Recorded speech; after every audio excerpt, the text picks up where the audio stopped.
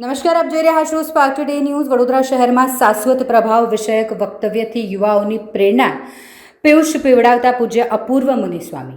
BAPS Shri Swaminarayan મંદિર અટલાદરા ખાતે આંતરરાષ્ટ્રીય યુવા દિને આગામી ફેબ્રુઆરી મહિનામાં વડોદરા ખાતે ઉજવાનાર પરમ પૂજ્ય મહંત સ્વામી મહારાજની 92મી જન્મજયંતિ નિમિત્તે યુવા યુવતીઓ માટે યોજાયેલ ખાસ સભામાં ઉપસ્થિત આશરે 5000થી વધુ યુવા યુવતીઓએ પૂજ્ય અપૂર્વ મુનિ સ્વામીએ પોતાના વક્તવ્ય દ્વારા ફક્ત મંત્રમુગ્ધ કર્યા હતા, પરંતુ ચારિત્ર, ઈમાનદારી, સમયપાલન, નિયમિતતા વગેરે સદગુણો કેળવી પર્સનાલિટી નિખારવાની અદ્ભુત શીખ પણ આપી. શાસ્ત્રોના ઉદાહરણ ટાંકી તેઓએ જણાવ્યું કે સહસ્ત્રાબ્દીઓ અગાઉના બે પાત્રો રાવણ અને સબરીની ભૌતિક સંપત્તિની તુલના જ શક્ય નથી, તેમ છતાં આજે પણ લોકો સબરીને જ આદર આપે છે.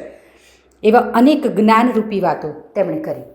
श्री स्वामीनारायण भगवान जय, अक्षर पुरुषोत्तम महाराज जय, प्रमुख स्वामी महाराज जय, महंत स्वामी महाराज जय, महंत स्वामी महाराज 92मा जन्म जयंती महोत्सव जय.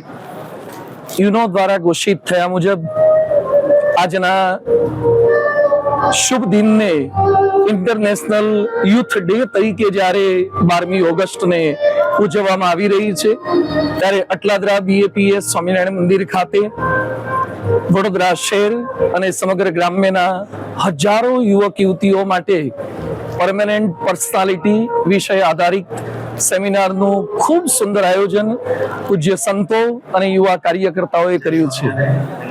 ભારતનું યુવાધન સમગ્ર વિશ્વનું ગૌરવશાળી યુવાધન છે.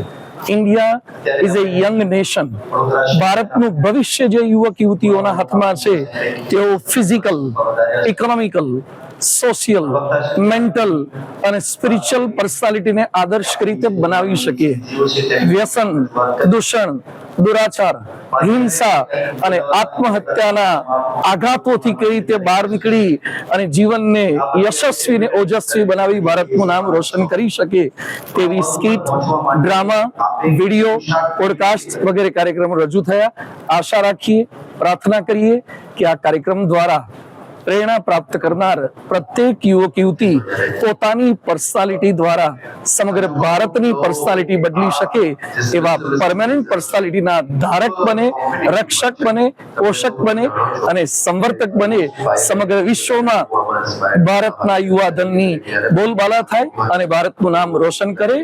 જય જય હિન્દુસ્તાન, જય જય યુવાન, જય સ્વામિનારાયણ.